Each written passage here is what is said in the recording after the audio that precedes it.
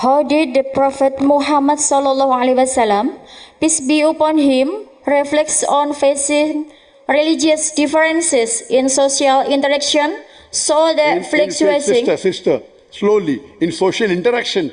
Oh, yes. Differences in religion and... Okay. Differences in social interaction. Social interaction. Yes. So the fluctuating faith... Sorry, I can't understand. After that, fluctuating.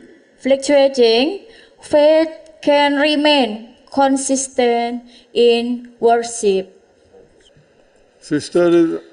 Atau bagaimana Nabi Muhammad sallallahu alaihi wasallam merefleksikan tentang perbedaan agama atau dalam berinteraksi sosial di kehidupan sehari-hari seperti itu. How did Prophet Muhammad sallallahu alaihi wasallam reflected difference in religion and social interaction among the society?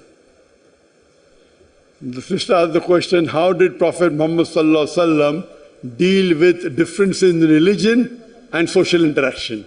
Where difference of religion is concerned, he did dawah. My full talks are based on that. He did dawah.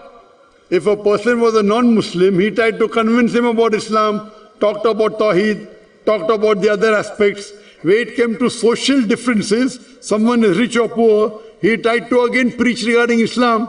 If you are rich, you have to give zakat. So if you analyze, if you read the seerah of the Prophet, the people loved him. Whenever any poor man had any difficulty, or rich man also, he used to solve the difficulty.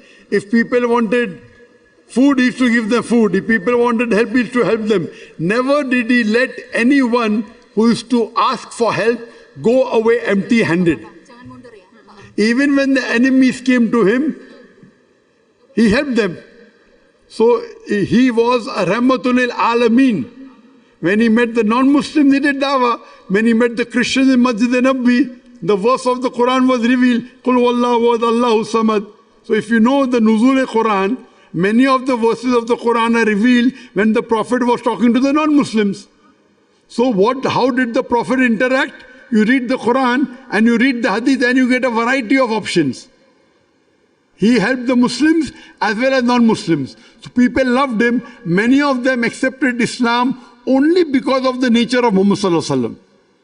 The way he spoke, the way he loved them, the way he was kind, the way he was merciful, the way he was gentle. That's what the Quran says. Had not the Prophet been gentle, or if he had been harsh, people would have run away from him. So because of the nature of the Prophet, he being kind, he being merciful, he being Rahmatul Alameen, many of the non-Muslims accepted Islam and many of the Muslims loved him. They were ready to die for him.